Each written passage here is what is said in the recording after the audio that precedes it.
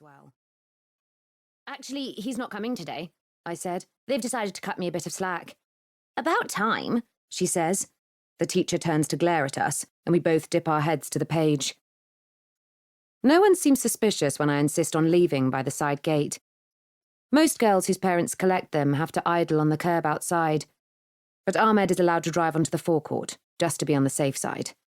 As 5 of us walk along Hampstead High Street, swinging our bags, it's him I feel bad for. When the others roll up the waistbands of their skirts to make them shorter, I copy them.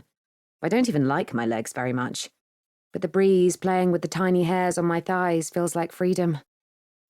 The Dom is a fake Parisian cafe, ochre walls and 19th century French signs everywhere. The others greet the waiter by name as he shows us to what is clearly their usual table in the window. What I really want is a Coke, but I don't want to look gauche, so I order a cappuccino. When it arrives, it's too thick and sweet, and I can't finish it. I tell myself my jangled nerves are guilt and caffeine, and not anxiety about Ingrid. There's no way she'll be waiting for me. This is the first time in over a year that I've broken my after-school routine. For a long time, I would see her every day through the tinted car window. Sometimes she'd lean on the road sign. Other times she'd be sitting on a car bonnet or lurking behind a tree. But it's been months since any of us last saw her. There's a payphone on the wall, and coins in my pocket. I should call home. Tell my parents I gave Ahmed the slip, for his sake, more than mine. But that would draw attention, expose my lie.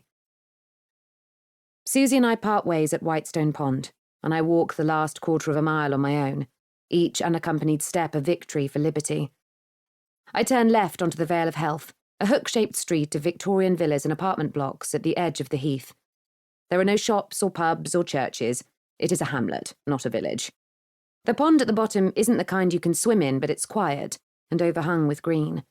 It's the kind of place where the houses have blue plaques commemorating the artists and writers who lived and met here in the 19th and 20th centuries. My house is a 1-minute walk down the hill. There are grassy banks instead of pavements. The lampposts look like old-fashioned gas lights. Our house and its twin are the first 2 on the left. I'm close enough to see the pink suds of cherry blossom in the front garden. At the gate stands Dom, shielding his eyes as he looks up the road. "They've formed a search party," he shouts, and then, with relish, "You are in such deep shit." "Worth it," I shout back and flip my middle finger at him. It's the smell that gives Ingrid away. Unwashed hair and the charity shop funk of musty clothes. "At last," she says, her breath warm on the back of my neck. "I've had my birdie eye on you." Before I can think, birdie?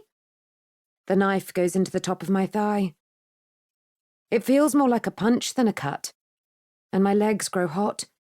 As the blood cools, it makes itself known only as liquid. I am mortified to have wet myself. There are 3 more slow punches. When I fall, Rose swoops from nowhere to catch me, and Dom seizes Ingrid. "Get off my sister!" I look up to see his arms hooked through Ingrid's. Her dirty hair is parted in the middle. She's wearing a man's dress shirt that's much too big for her tiny frame, and stained pink velour tracksuit bottoms with diamante studs. A vein on Dom's neck throbs with the effort of restraining her. Ingrid can't weigh more than 7 stone, and Dom's tall for 12, and sporty. Yet this is a struggle between equals. They both have the strength of someone trying to save a life. They both think that's what they are doing. "I need the missing bone," she pants. "I need to put her back together again." "Shut up, you mad bitch," says Dom. He pulls her arms tighter behind her back, and she drops her weapon, a bread knife, old and scratched. The steel glints before turning red in the spreading puddle around me. "What shall I do?" Rose asks Dom. "Shall I get my mum or stay and help you?" The pair of them look to the house and back again. "I think you're supposed to apply pressure to a stab wound," says Dom. "It stops the bleeding." "What, with my hands?" "I don't know," he says desperately. "Take off your jumper, maybe." She bundles up her school sweater and pushes it against what increasingly feels like a bruise. "I was only trying to save her," wails Ingrid. This time Dom ignores her. "I think there's less blood coming out." A cycler courier huffing his way up the hill leaps off his bike while it's still moving. "Shit, do you kids need a hand?" Talking to a stranger, Dominic has the authority of a man twice his age. "Go to the first house on..."